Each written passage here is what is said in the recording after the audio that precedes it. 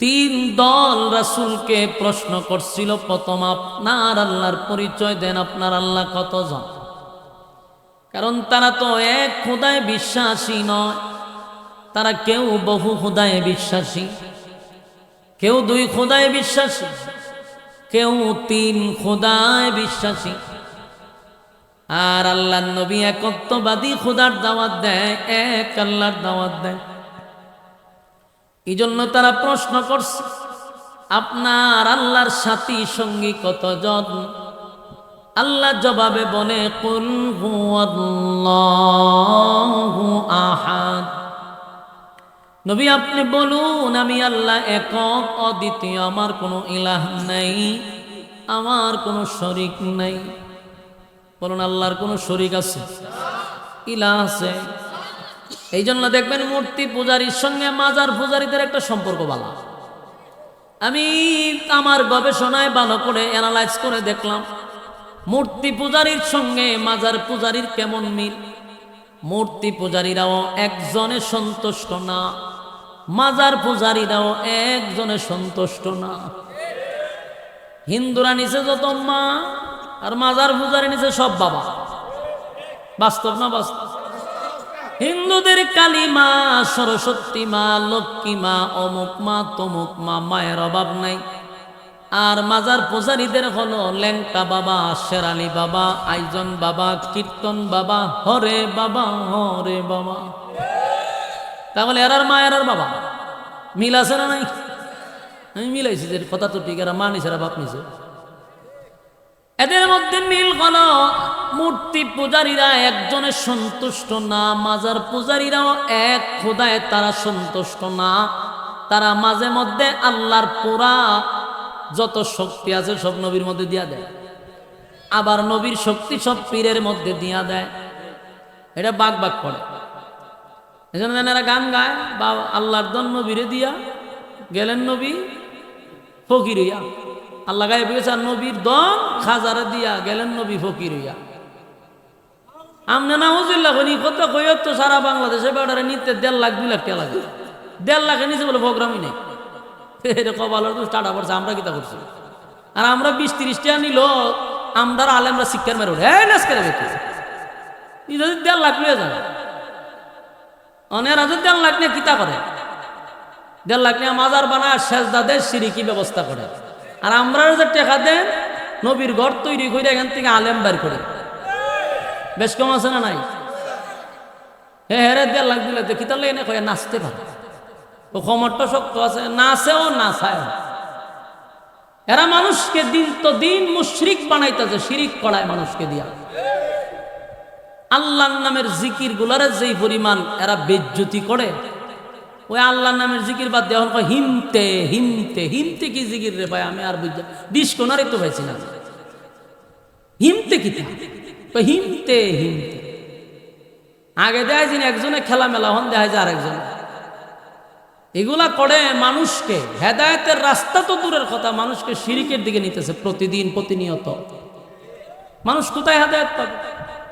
সারা মাহফিলটার মধ্যে একটা আয়াত হয় না, খতকান ভরে মেরে দেখা টান। যদি জিগাই তুই তো গান গাছ কর, গান গাই না রে, আমি তো শান গাই। তুই কি শান গাই বেললে গাইছ? আমি তো কইলে তুই বিপদ। এই জন্য এদের মধ্যে আর এদের মধ্যে একটা মিল হয়েছে। মূর্তি পূজারীরাও এক আল্লাহ সন্তুষ্ট না, এই জন্য তারা 360 মূর্তি বানায় রাখছে। এরপরেও এরা সন্তুষ্ট না, এরা গাছ মোড়া দেখলে এটার পূজা করে। দেখবেন বট গাছের গোড়া গিয়ে এরা পূজা করে, বট গাছ রইতে করে। কোন এটা একটা গাছ, এটা রইতে করে। বড় ফাতর দেখলে এটা সব নিতে করে। সূর্য উঠলে সকালে কয় সর্বনাশ, এটা সবচেয়ে বড় খোদা। যখন সূর্য শেষ চন্দ্র উঠে কয়টা খোদা। তাহলে এরা বহু খোদায় বিশ্বাসী, এক খোদায় সন্তুষ্ট না। আর ইমানদার মুমিনের আকীদা বিশ্বাস হলো আমাদের রব কয়জন? আমাদের রব এক অদ্বিতীয়, ওনার কোনো ইলাহ নাই, আমার রবের কোনো সাথী নাই, সঙ্গী নাই।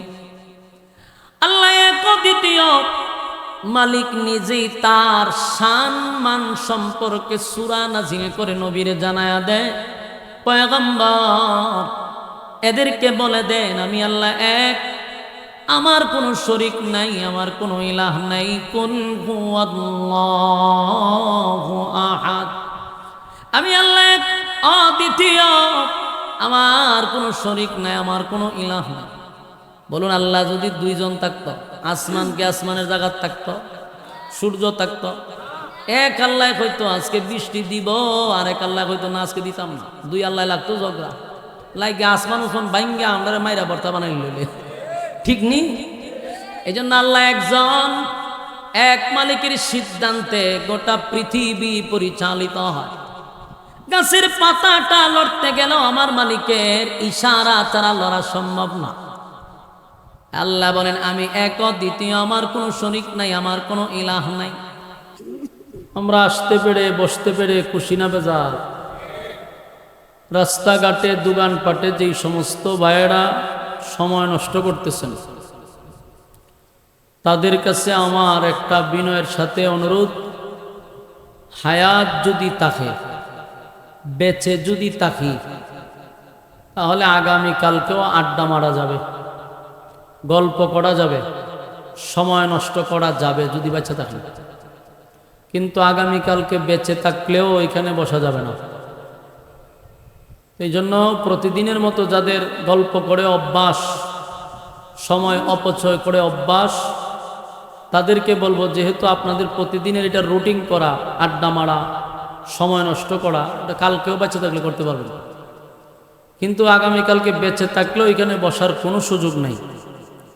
এই জন্য আমরা রাস্তাঘাটে সময় নষ্ট না করি, আমরা প্যান্ডেলে চলে আসি। ইনশাআল্লাহ লম্বা সময়ও নেই, আমার পড়েও ওলামায়ে কেরাম আছে, আপনারা সময় নষ্ট না করেন। অত্যন্ত গুরুত্বপূর্ণ একটা মজলিস, ফজিলতপূর্ণ একটা মজলিস, বরকতপূর্ণ মজলিস। যতক্ষণ আপনারা প্যান্ডেলের ভিতরে থাকবেন, গুনাহ না হওয়াটাই সম্ভব। প্যান্ডেলের বাহিরে গেলে গুনাহ হওয়া সম্ভব। তাই গুনাহমুক্ত পরিবেশে আল্লাহ বসার সুযোগ করে দিয়েছে, এই জন্য শুকরিয়া আদায় করছি, আলহামদুলিল্লাহ।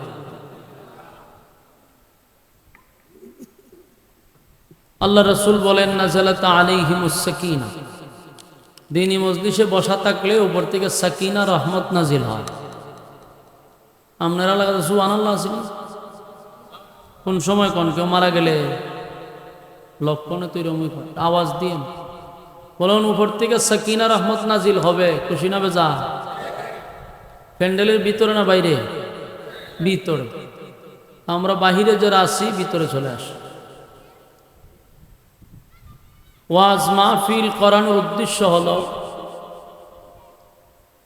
শক্ত দিল যেন আল্লাহ নরম করে দেয়, পরিবর্তন যেন হয়ে যায়, এবং গুনাহ থেকে যেন মানুষ ফিরে আসে। এই উদ্দেশ্যেই মাহফিল করানো, হেদায়েতের রাস্তা দেখায় দেয় ওলামায়ে কেরাম, এই অনুযায়ী জীবনযাপন করা। না আমরা যদি রাস্তাঘাটে চলি, তাহলে এই হেদায়েত পাবো কোথায়? আমরা সবাই বসে যাই ইনশাআল্লাহ। আপনাদের সামনে আমি কমপ্লিট একটা সূরা তেলাওয়াত করছি, সকলের কাছে পরিচিত প্রসিদ্ধ সূরা। পাবলিকের কাছে সূরাটা কুল হুয়াল্লাহ নামে পরিচিত, কিন্তু সূরার নাম হলো সূরা ইখলাস। ইখলাস শব্দের অর্থ হলো খাঁটি, ভেজাল নেই। সূরার নাম রাখছে ইখলাস, কিন্তু সূরার ভিতরে ইখলাস শব্দ নাই। তবে সূরাটা খুব ছোট্ট একটা সূরা, 4 আয়াতের এই সূরাটি, যদিও সূরা ছোট, কিন্তু এটার আলোচনা ব্যাপক। কোরআনে 2 সূরা আছে ছোট্ট, এর মধ্যে একটা সূরা ইখলাস, একটা হলো কাউসার। ব্যতিক্রম এই 2 সূরা।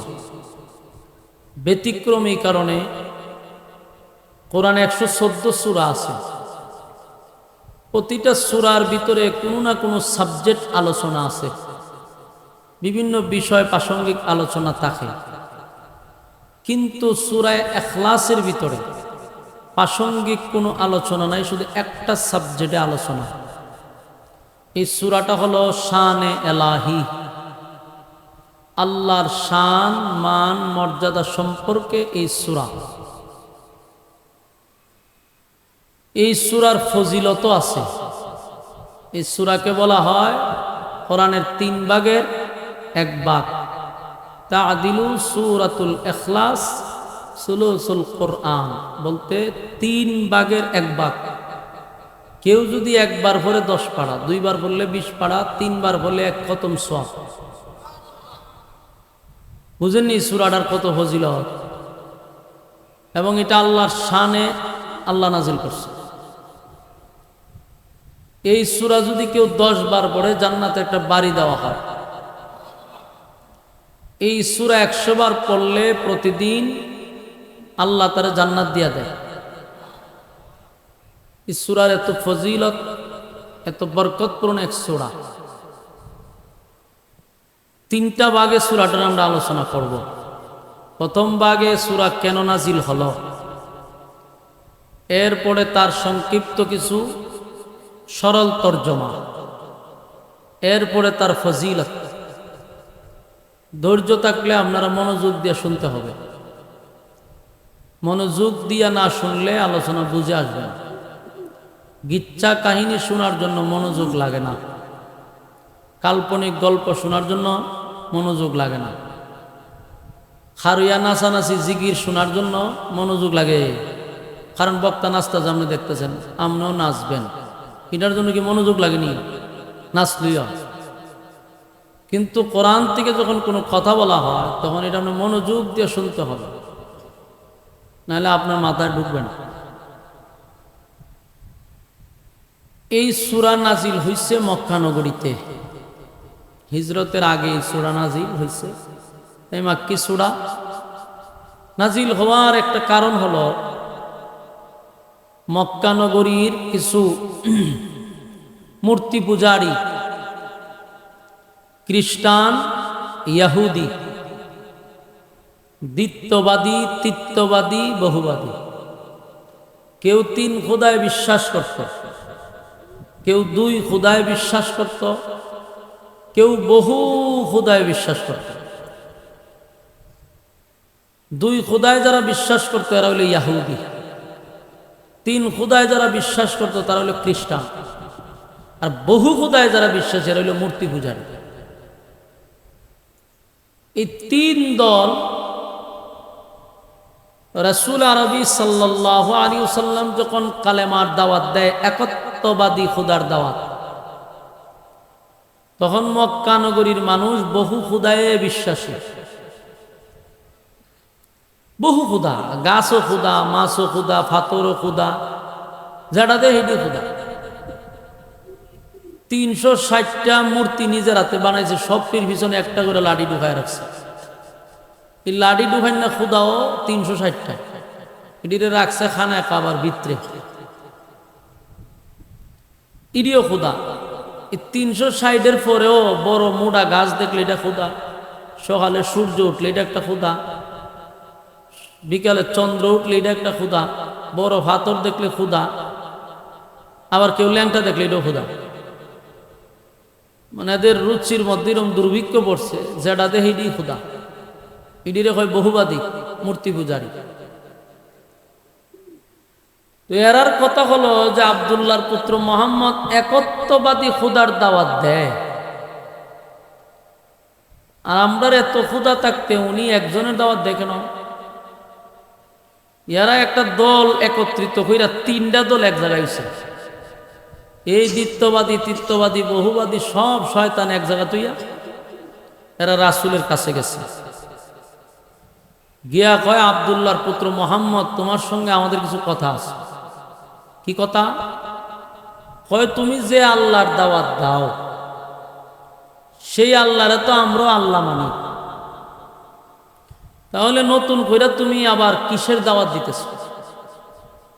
কথা মনোযোগ দিয়ে শুনেন, এরা কি কয়? আল্লাহর নবী যে আল্লাহর দাওয়াত দেয় সেই আল্লাহরে তারাও আল্লাহ বলে বিশ্বাস করে। আল্লাহ বলি যদি তোমরা বিশ্বাস করো, যে আমরা তো তোমার জন্মের আগ থেকে আল্লাহরে আল্লাহ বলেই ডেকাইতেছি, তুমি নতুন করে আবার কোন আল্লাহর দাওয়াত দাও? বলুন তো দেখি, তাদের আল্লাহ আর নবীর দাওয়াত দেওয়া আল্লাহর পরিচয় কি এক? তবে হ্যাঁ, এরা আমাদের আল্লাহরে আল্লাহই বলে। কোনো হিন্দু লোকরে জিগায় দিকেন, এরাও হবে যে সবকিছু উপর আল্লাহ করে। আমরা যে আল্লাহ একজন, এটা এরাও বিশ্বাস করে।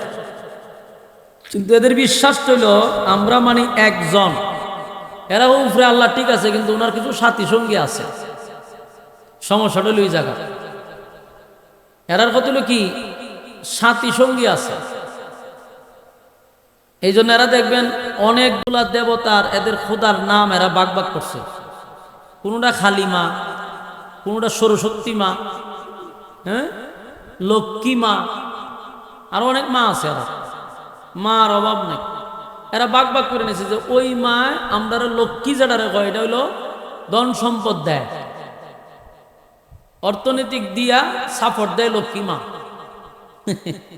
এক এক খুদারে এরা এক এক কাজে রাখছে। এই জন্য মেইন খুদায় সবকিছু ভারে না, এর লিগে কিছু সাথী সঙ্গী রাখছে।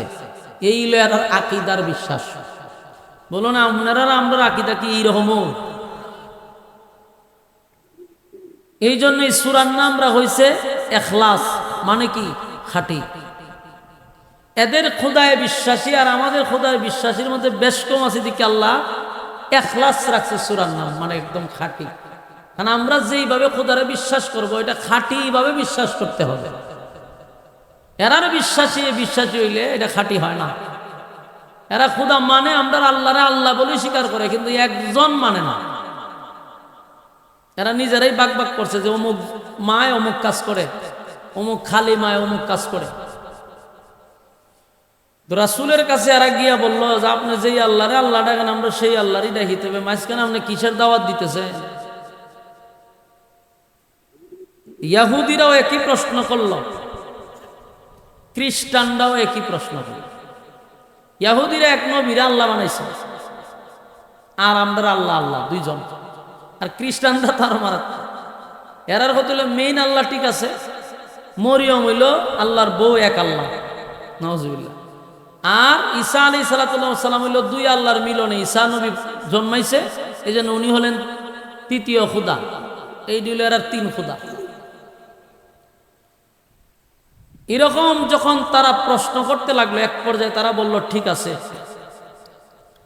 আমরাও যেই আল্লাহর বাপ দাদার থেকে মাইনাইতেছি, আপনিও এক আল্লাহর দাওয়াত দিতেছেন, তা আপনি যে আল্লাহর দাওয়াত দিতেছেন এই আল্লাহর পরিচয়টা আমাদের কাছে দেন। আপনার আল্লাহর পুরা ডিটেলস একটা পরিচয় দেন। দুই নম্বর হলো আপনার আল্লাহ করে কি, ওনার কাজ কি, উনি কি করে চলে।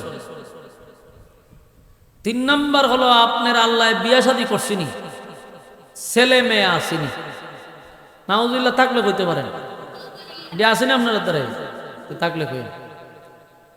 তিন নম্বর প্রশ্ন হলো আল্লাহ বিয়ানি করছে, স্বাধীনই করছে, এটা শিখায়, বাচ্চা কাচ্চা আসেনি।